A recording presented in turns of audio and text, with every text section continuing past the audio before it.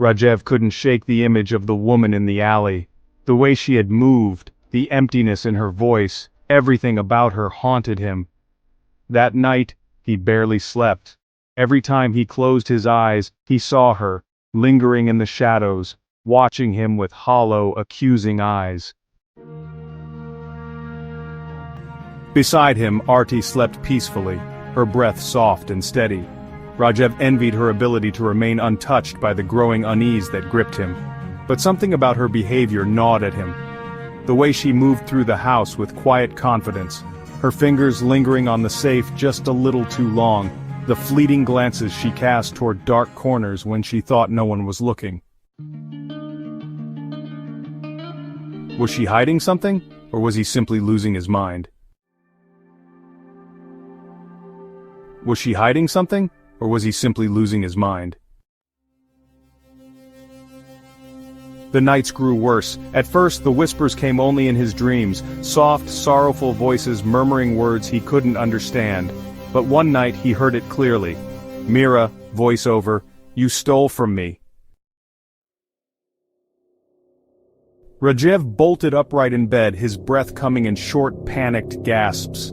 The room was dimly lit by moonlight filtering through the curtains. He scanned the shadows, his heart pounding. Nothing. Beside him, Aarti stirred, mumbling incoherently before drifting back into sleep. Rajeev swallowed hard. The words echoed in his head.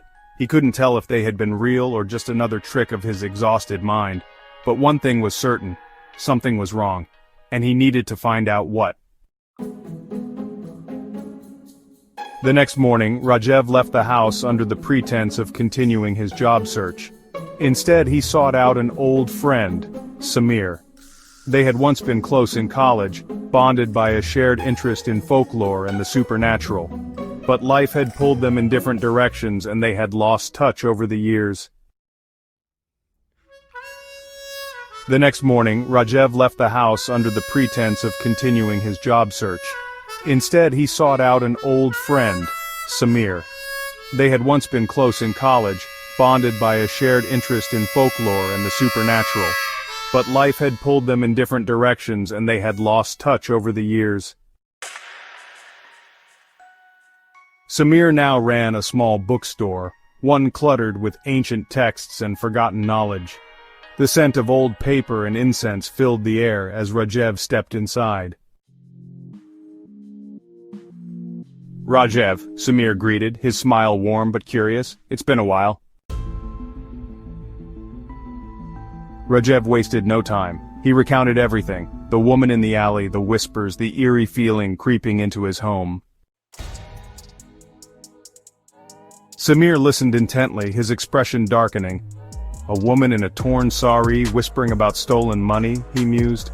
"That sounds like a restless spirit, a soul wronged in life." Rajeev stiffened. "Sameer, voice over." Sameer leaned forward. "Where did the money come from, Rajeev?" Rajeev hesitated. "Aarti saved it. She never told me how." Sameer's gaze sharpened. "You need to find out. Spirits don't haunt without reason. If she's appearing to you, it means there's unfinished business." A chill ran down Rajev's spine. He had always trusted Aarti, never questioned her actions. But now, doubt crept in like a slow poison. Rajeev nodded, his mind racing. He had to confront Aarti, and he had to do it soon.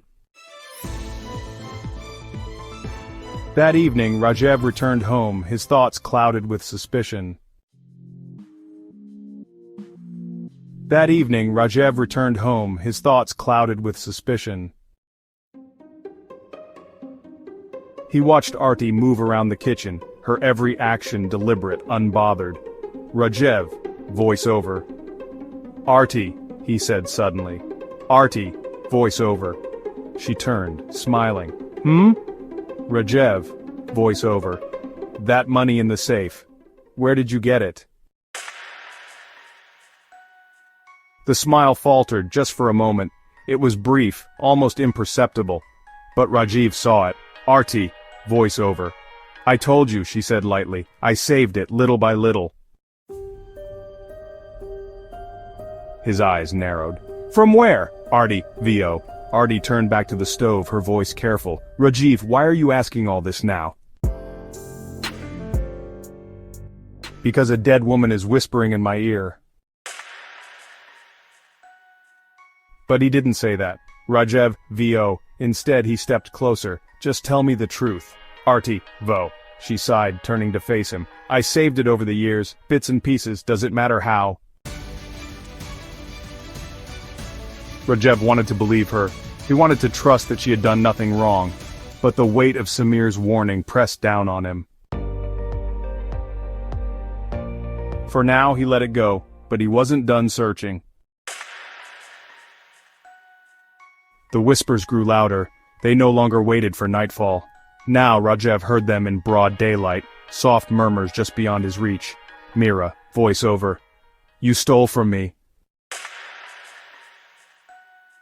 Sometimes the voice was right behind him, other times it echoed from the corners of the house. And in the reflection of darkened windows, he saw her, the woman in the tattered saree, watching. Desperate, he began keeping a notebook, writing down every strange occurrence. If he could piece the clues together, maybe he could understand what the spirit wanted. One night, as he flipped through his notes, the room grew unnaturally cold. The pages rustled as if caught in an invisible breeze. A shadow stretched across the wall. Rajeev turned. She stood there, the woman from the alley. Her hollow eyes locked onto him, and for the first time, her whisper changed. Meera, VO. She knows. Rajev's breath caught. She? He snapped his gaze to Aarti, who was standing in the doorway, watching him with wide, fearful eyes. For the first time, Rajeev saw it. The guilt etched into her features, the silent plea for him to stop asking questions. Aarti wasn't just hiding something, she was hiding everything. For the first time, Rajeev saw it. The guilt etched into her features, the silent plea for him to stop asking questions. Aarti wasn't just hiding something, she was hiding everything. That night, Rajeev confronted Aarti. Rajeev, I know about Meera. That night, Rajeev confronted Aarti. Rajeev, VO, I know about Meera. Aarti's face paled. Rajeev, VO, he pressed on. Who is she? What did you do? Aarti, VO. Aarti clenched her fist. Rajeev, please. Rajeev, VO, you lied to me, he cut in. Where did the money really come from? Tears welled in her eyes. Aarti, VO, I borrowed it, a long time ago. Rajeev, VO. Rajev's blood ran cold.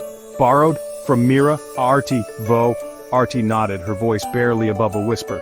She gave me the money when I needed it. I told her I would return it, but then she disappeared. Rajev's stomach twisted. Rajeev, VO. She never disappeared, he whispered. She's still here. Aarti, VO. Aarti gasped. What? Before Rajeev could answer, the air in the room grew thick. The shadows deepened. A chilling whisper filled the silence. Meera, VO. You betrayed me. The house trembled, the lights flickered, the safe in the corner burst open, money spilling onto the floor, and then, Meera appeared. Her form twisted between the woman she once was and the vengeful spirit she had become. Aarti, VO. Aarti sobbed, I'm sorry, please forgive me. But the ghost's hollow eyes remained fixed on her. Meera, VO, return it. Rajev's hands shook as he grabbed the money. We'll give it back, he swore. Tell us how. The lights dimmed, the whispers grew deafening, then one final word echoed through the air. Meera, find my grave. Rajeev and Aarti shivered as the weight of her words settled over them. The haunting wasn't over, it had just begun. Like, share, subscribe, and comment.